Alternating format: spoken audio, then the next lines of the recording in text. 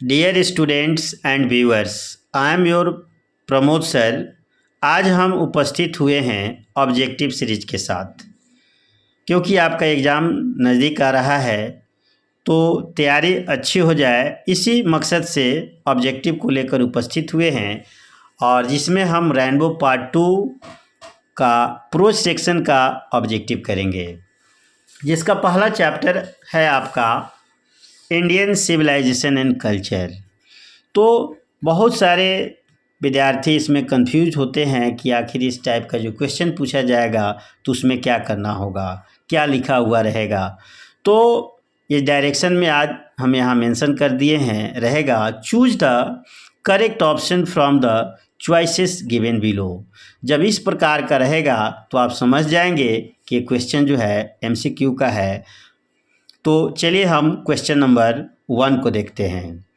Indian civilisation and culture is written by. तो विद्यार्थियों, जब इस प्रकार का क्वेश्चन रहेगा रिटेन बाय या पेन्ड बाय, तो आप समझ जाएंगे कि इसमें इस चैप्टर के लेखक का नाम पूछा जा रहा है।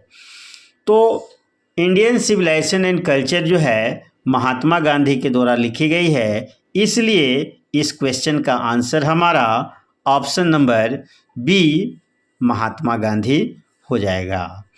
तो पंडित जवाहरलाल नेहरू या मार्टिन लूथर किंग जूनियर या डॉक्टर जाकिर हुसैन नहीं होगा। लेकिन आपको ध्यान रखना है कि इस प्रकार के क्वेश्चन में जो भी ऑप्शंस दिए रहेंगे वो आपके कोर्सेज ऑफ स्टडीज के लिए जितने सारे टॉपिक्स हैं उसी नाम से आधारित रहेंगे, ताकि आप कंफ्यूज हो जाए और गलत मार दे, इसलिए ध्यान रखना है। तो चलिए अब हम देखते हैं क्वेश्चन नंबर 2।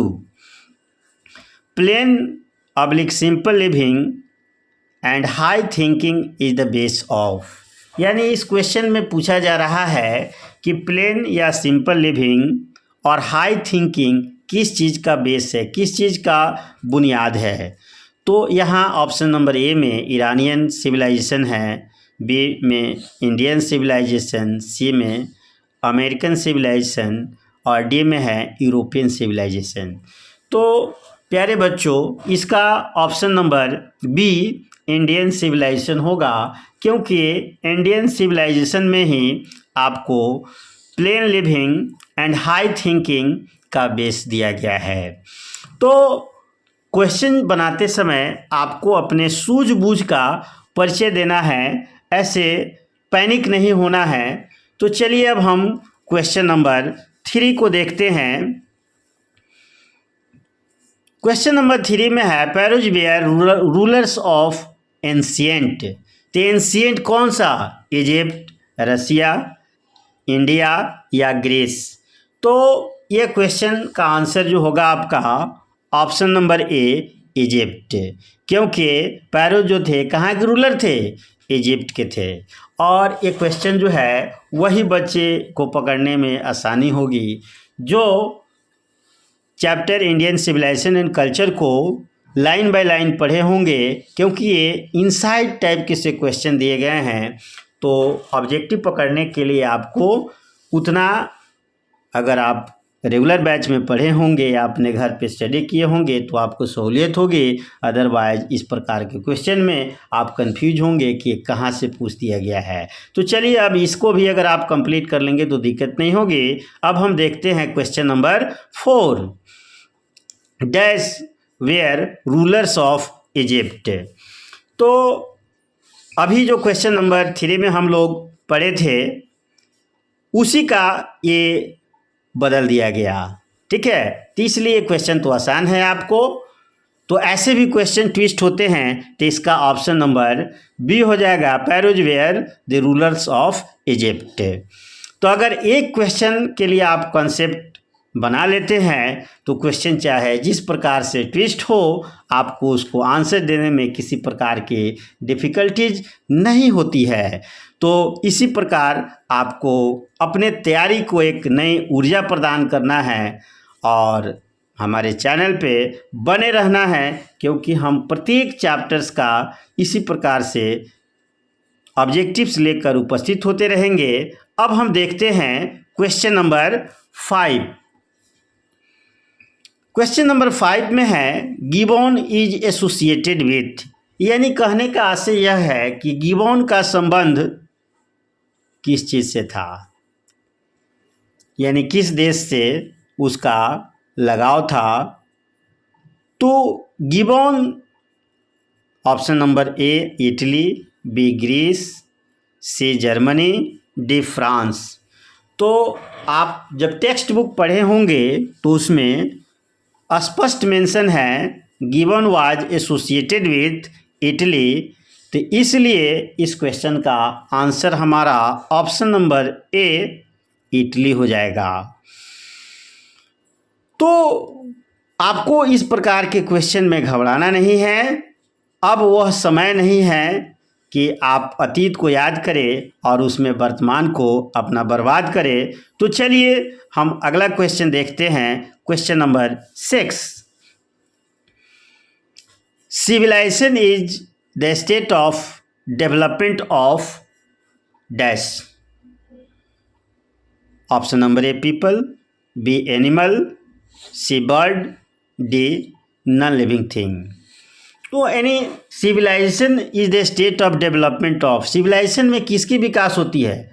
तो हर सिविलाइजेशन में लोग की विकास होती है, तो इसलिए इसका ऑप्शन ए हो जाएगा पीपल। तो आपको जो है पैनिक नहीं होना है, मैं बार बार एक ही बात को रिपीट कर रहा हूँ, तो आपको सहजता के साथ इस प्रकार के क्वेश्चन को और आपको उस घड़ी को याद करना है जब चैप्टर या आपके क्लास में पढ़ाया जा रहा था। जब ऐसे आप करेंगे तो बहुत सारे बातों को आप रिकॉल कर पाएंगे। तो चलिए हम अगला क्वेश्चन नंबर 7 देखते हैं।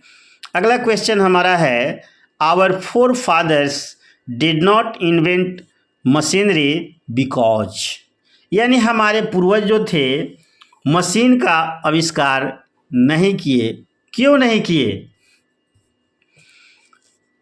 These have made us pride. Option number B, these would have made us lazy. Option number C, these would have made us ignorant. Option number D, these would have made us smart. क्या होगा? यानी क्यों नहीं वे machine को invent किए, machine का आविष्कार क्यों नहीं किए? उनका मानना था these would have made us lazy. आज लेजीनेस का हम बहुत शिकार हो गए हैं, हर चीज़ के लिए हम मशीन पे आश्रित हो रहे हैं, इसलिए हमारे पूर्वज बोले थे कि हम मशीन का आविष्कार नहीं करें क्योंकि वो हमें लेजी बनाएगा। चलिए क्वेश्चन अगला देखते हैं 8। India's glory is that it is, यानी भारत की ग्लोरी यानी प्रतिष्ठा क्या है? तो इसका ऑप्शन नंबर ए है मूवेबल, ऑप्शन बी इमूवेबल, सी इग्नोरेंट, डी अनसिविलाइज्ड। क्या है? तो इसका ऑप्शन नंबर बी हो जाएगा इमूवेबल, क्योंकि यह लाइन ही उठाकर आपको टेक्स्ट बुक का रख दिया जाता है। तो बार बार मैं बोल रहा हूँ कि वे बच्चे बहुत अच्छा करेंगे जो टेक्स्ट बुक का Indian civilisation and culture chapter का लाइन बाय लाइन पढ़े होंगे, उनको किसी भी प्रकार की दिक्कत नहीं होगी, और जो नहीं भी पढ़े होंगे उनको चिंता करने की ज़रूरत नहीं है। हमारे साथ आप बने रहे, आपको एक अपनी तैयारी की एक नई दिशा मिलेगी। अगला क्वेश्चन हमारा 9 है, जिसमें पूछा जा रहा है was a spiritual leader than a politician. यहाँ थोड़ी सी टाइपिंग मिस्टेक हो गई है, जिसकी वजह से यहाँ आपको फिल इन द ब्लैंक्स जो है यहाँ ऑप्शन क्वेश्चन के शुरुआत में होना चाहिए वाज के पहले, लेकिन टाइपिंग मिस्टेक की वजह से हो गई है, तो आप उसे समझकर ये लगाएंगे dash was a spiritual leader than a politician, यानी कौन थे स्पिरिचुअल लीडर से ज़्यादा, यानी पॉलिटिशियन से ज़्यादा स्पिरिचुअल लीडर। तो ऑप्शन नंबर ए इसका होगा महात्मा गांधी, क्योंकि महात्मा गांधी राजनीतिज्ञ कम और स्पिरिचुअल लीडर ज़्यादा थे। तो इस प्रकार से अपने कॉन्सेप्ट को बनाते रहना है और अगला क्वेश्चन हमारा है क्वेश्चन नंबर 10। इसमें पूछा जा रहा है my experiment with truth was written by, यानी ये किताब जो है माई एक्सपेरिमेंट विद ट्रूथ किसके द्वारा लिखी गई है। तो प्यारे बच्चों, आप सब जानते हैं कि माई experiment with truth Mahatma Gandhi की ऑटोबायोग्राफी है, यानी जीवनी है, आत्मकथा है। और अक्सर मैं क्लास में आप लोगों से कहता भी हूँ कि अगर जब आपको पढ़ने का मौका मिले तो ये किताब एक बार ज़रूर पढ़िएगा, क्योंकि इसमें बहुत अच्छी बातें लिखी हुई है। तो इसका ऑप्शन नंबर डी हो जाएगा महात्मा गांधी, क्योंकि महात्मा गांधी की जीवनी है तो ये महात्मा गांधी के द्वारा ही लिखी जाएगी।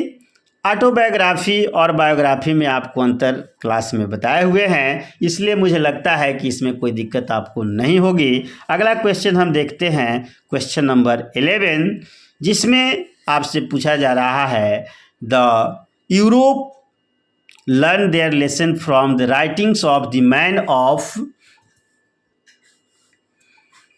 तो इसका आंसर आपको ढूंढना है। Option number A Britain, option number B Germany, option C Spain, option D Greece और रोम।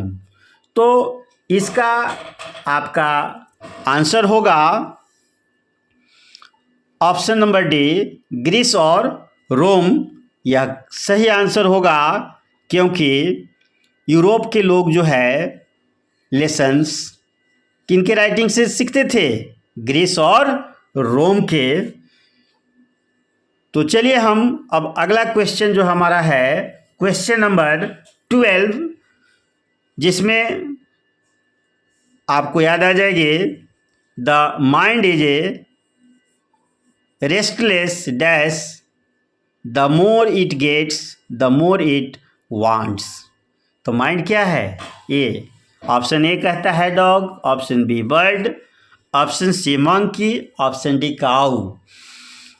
तो आपको पता है कि mind is a restless bird से महात्मा गांधी जो है इंडियन सिविलाइजेशन एंड कल्चर में संबोधित किए हैं, इसलिए इस क्वेश्चन का आंसर जो आपका होगा ऑप्शन नंबर बी बर्ड, क्योंकि वे कहते हैं कि mind is a restless bird, the more it gets the more it wants.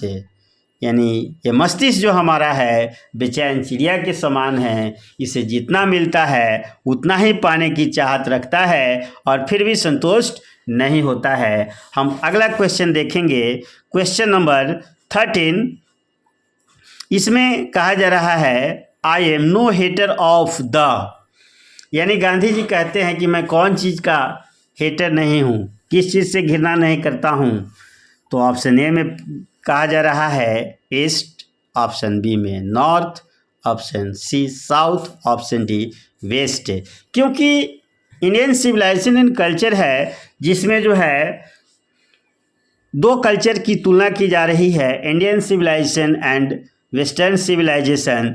तो यहाँ गांधी जी कहते हैं कि मैं वेस्टर्न सिविलाइजेशन का हेटर नहीं हूँ, बल्कि मैं थैंकफुल हूँ उस वेस्टर्न सिविलाइजेशन का भी जिससे मुझे बहुत कुछ सीखने को मिला है। इसलिए इसका आंसर हो जाएगा ऑप्शन नंबर डी अर्थात वेस्ट।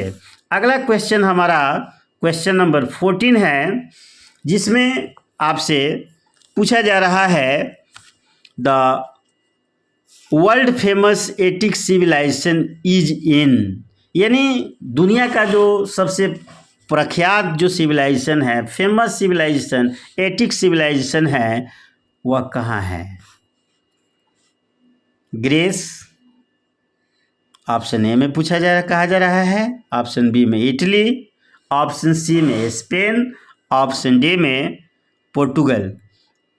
तो इसका ऑप्शन ए होगा ग्रीस, जहां वर्ल्ड फेमस एटिक सिविलाइजेशन था। तो आपको इस कॉन्सेप्ट्स को याद रखना है और ये क्वेश्चन जो है बार बार रिपीट होता है, इसलिए ऐसे क्वेश्चंस पे आपको कंफ्यूज नहीं होना है। अगर जिस पे कन्फ्यूजन हो उसे बार बार आप रिवीजन करेंगे, कन्फ्यूजन दूर हो जाएगी। अगला क्वेश्चन हम क्वेश्चन नंबर 15 देखेंगे, जिसमें पुनः देखिए रिपीट हो रही है, plain living and high thinking is the motto of. थोड़ा सा क्वेश्चन ट्विस्ट हुआ है, इससे घबराना नहीं है, ठीक है। मोटो ऑफ ए, यानी यहाँ फिलोसफर का पूछा जा रहा है कि ये plane living and high thinking जो है किस फिलोसफर का ये मोटो था। तो ईस्टर्न फिलोसफर, ऑप्शन ए में कहा जा रहा है, ऑप्शन बी में वेस्टर्न फिलोसफर, ऑप्शन सी में नॉर्थ फिलोसफर, ऑप्शन डी में ब्रिटेन। तो इसका आंसर जो होगा option number B, western philosopher. पहले ही मैं आपको बता चुका हूँ कि इंडियन सिविलाइजेशन एंड कल्चर में दो कल्चर की कंपैरिजन गांधी जी करते हैं, इंडियन सिविलाइजेशन की और वेस्टर्न सिविलाइजेशन की। तो उसी वेस्टर्न सिविलाइजेशन में ये वेस्टर्न फिलोसफर थे जिनका मानना plane living and high thinking का था। अगला क्वेश्चन हम देखेंगे, क्वेश्चन नंबर 16, जिसमें कहा जा रहा है, dash is dead against blind imitation of western civilization. यानी वेस्टर्न सिविलाइजेशन के इमिटेशन अर्थात नकल अपनाने के अगेंस्ट में को थे, यानी किनका ये विचार था कि वेस्टर्न सिविलाइजेशन को हमें आंख बंद करके नहीं अनुसरण करना चाहिए। तो ये था ऑप्शन नंबर ए, गांधी जी का। क्योंकि गांधी जी कहते हैं क्योंकि हमें, अगर हम वेस्टर्न सिविलाइजेशन को अपनाते हैं तो हमारे लिए ठीक नहीं होगा, हमारे लिए विनाश और पतन का कारण होगा। अगर वेस्टर्न लोग अगर हमारे सिविलाइजेशन, इंडियन सिविलाइजेशन को अगर अपनाते हैं तो उनके पतन का कारण होगा। तो चलिए अगला क्वेश्चन हम देखते हैं, क्वेश्चन नंबर 17 है, जिसमें आपको कहा जा रहा है, dash viewed large cities as snared and useless encumbrances। यानी किनका ये मंतव्य था कि बड़े बड़े नगरों में जो है बेकार के लोग बोझ तले दबे होते हैं। तो ऑप्शन आपके सामने है, ए में Romans, option B Italians, option C Germans, option D our ancestors. तो इस चैप्टर में आपके जो रेनबो पार्ट 2 है उसके पहले chapter Indian civilisation and culture में बताया गया है कि हमारे जो पूर्वज है, ऐसा उनका मंतव्य था कि शहर के लोग जो है, बड़े बड़े सिटीज़ के लोग जो है बेकार के बोझ तले दबे होते, इसलिए आपका ऑप्शन हो जाएगा डी, आवर एंसेस्टर्स। अगला क्वेश्चन हमारा है 18, जिसमें कहा जा रहा है, dash satisfied with small villages. यानी कौन लोग स्मॉल विलेजेस से सेटिस्फाइड थे। देखिए अभी ये क्वेश्चन पूछा जा गया था, लेकिन कॉन्सेप्ट थोड़ा सा ट्विस्ट कर दिया गया, इसलिए इसका आंसर आवर एंसेस्टर्स। क्योंकि उनका मानना था कि नगर में लोग बेकार के बोझ तले दबे रहते, इसलिए वे दुखित होते हैं और वहाँ गरीबों की शोषण अमीरों के द्वारा की जाती है, इसलिए वे लोग स्मॉल विलेज में ही संतुष्ट थे। इसलिए क्वेश्चन नंबर 18 का आंसर बी, आवर एंसेस्टर्स होगा। अगला क्वेश्चन हमारा है क्वेश्चन नंबर 19।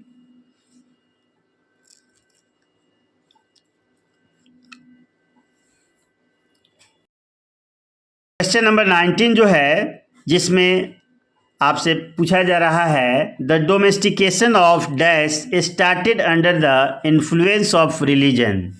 तो किस चीज़ का डोमेस्टिकेशन? तो डोमेस्टिकेशन का मतलब होता है पालतू बनाना, एनिमल्स, बर्ड्स, स्नैक्स, हेयर्स। तो इसका ऑप्शन नंबर ए सही होगा, क्योंकि महात्मा गांधी जो है कहते हैं कि जानवरों का डोमेस्टिकरण जो हुआ, यानी डोमेस्टिकेशन, वो धर्म के प्रभाव के कारण ही हुआ और भिन्न भिन्न धर्म के लोग अपने नेशनल कैरेक्टर के अनुसार भिन्न भिन्न जानवरों को पालतू बनाए, और तो इसका आंसर होगा ए, एनिमल्स। क्वेश्चन नंबर 20 का है, डैश लेड नोमैडिक लाइफ, यानी नोमैडिक लाइफ कौन जीते थे। तो इसका ऑप्शन आपके सामने है, A man, B dog, C bird, D lion. तो इसका आंसर आपको ऑप्शन नंबर ए मैन होगा, क्योंकि मैन ने ही नोमैडिक लाइफ जिया था।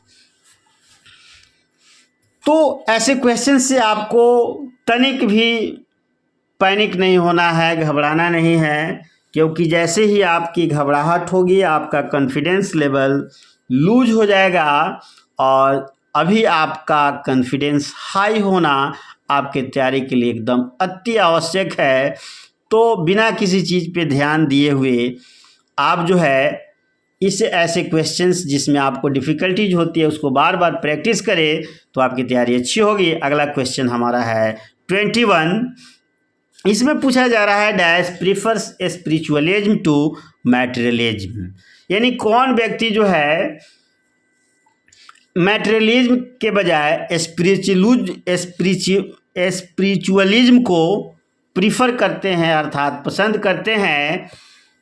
तो ऑप्शन ए में है doctor Zakir Hussain, option B में एम गांधी, ऑप्शन सी में doctor Rajendra Prasad, option D Indira Gandhi. तो अभी कुछ क्वेश्चंस के पहले आपको बताए थे, थोड़ा सा क्वेश्चन ट्विस्ट किया गया है, क्योंकि महात्मा गांधी स्पिरिचुअलिज्म को ज़्यादा प्रीफर करते थे, इसलिए इस क्वेश्चन का आंसर जो है option number B M Gandhi अर्थात महात्मा गांधी होगा। अगला क्वेश्चन हमारा है क्वेश्चन नंबर 22, जिसमें आपसे पूछा जा रहा है, wealth and luxury do not make a dash happy. आपके पास जितना भी धन हो जाए, जितने भी आराम के साधन हो जाए, तो आपको खुश नहीं कर सकता है। तो अब तो आप लोग समझ ही गए होंगे कि इस खाली स्थान में क्या होगा। ऑप्शन नंबर ए डॉग तो होगा नहीं, ऑप्शन नंबर बी काऊ तो बिल्कुल नहीं होगा, इसलिए ऑप्शन नंबर सी मैन होगा। क्योंकि चाहे आपके पास मतलब मैन के पास जितनी भी धन दौलत हो, जितने भी भोग विलास की वस्तुएं हो, वो आपको हैप्पी नहीं बना सकता है। ठीक है, तो इसलिए इस क्वेश्चन का आंसर आपका ऑप्शन नंबर से मैन होगा। अगला क्वेश्चन हमारा है क्वेश्चन नंबर 23, जिसमें कहा जा रहा है, हैप्पीनेस इज लार्जली ए, यानी खुशी जो है काफ़ी हद तक क्या है। Option number A mental condition, option number B physical condition, option number C disease, option number D imagination. तो खुशी क्या है? अगर आप मन में ठान लो तो खुश है, मन में ठान लो तो दुखित हो जाते हो। तो इसलिए गांधी जी का विचार है कि खुशी जो है हमारी मानसिक स्थिति है, हम मन से ही खुश होते हैं या मन से ही दुखित होते हैं। तो इसलिए इस क्वेश्चन का आंसर जो है option number A mental condition होगा। अगला क्वेश्चन हमारा है क्वेश्चन नंबर 24, जिसमें आपसे पूछा जा रहा है, our ancestors dissuaded us from, यानी एंसेस्टर मतलब हमारे पूर्वज कौन चीज़ से हमें मनाने की कोशिश करते हैं। Option number A politics, option number B luxuries and pleasures, option number C morality, option number D spirituality. तो अभी कुछ क्वेश्चंस पहले हम इस कॉन्सेप्ट पर आधारित क्वेश्चन पढ़े थे, क्योंकि हमारे पूर्वज का मानना था कि लग्जरीज और प्लीजर्स जो है उससे हमें वे दूर रखना चाहते हैं, क्योंकि ज़्यादा अगर हम भोग विलास की वस्तु में लिप्त रहेंगे, संलिप्त रहेंगे, ज़्यादा आनंद और खुशी के चक्कर में रहेंगे तो हम इस प्रकार से अपने भविष्य को अंधकार में ले जा सकते हैं। इसलिए इस क्वेश्चन का आंसर ऑप्शन नंबर बी होगा।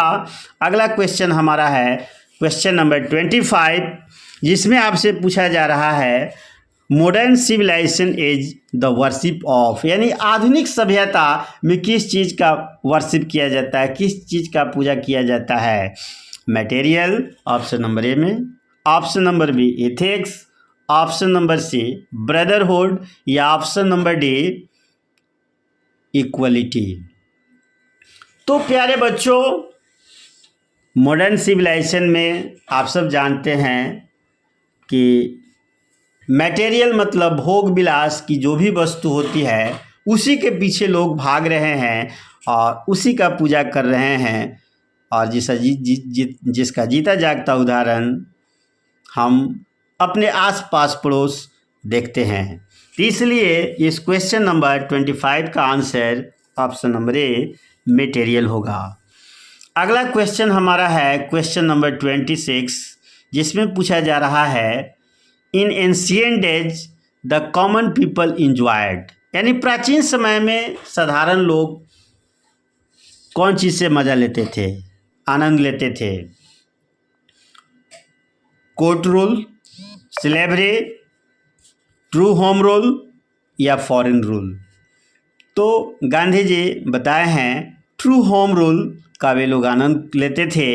इसलिए इस क्वेश्चन का आंसर आपका ऑप्शन नंबर से ट्रू होम रूल होगा। अगला क्वेश्चन हमारा है क्वेश्चन नंबर 27, जिसमें आपसे पूछा जा रहा है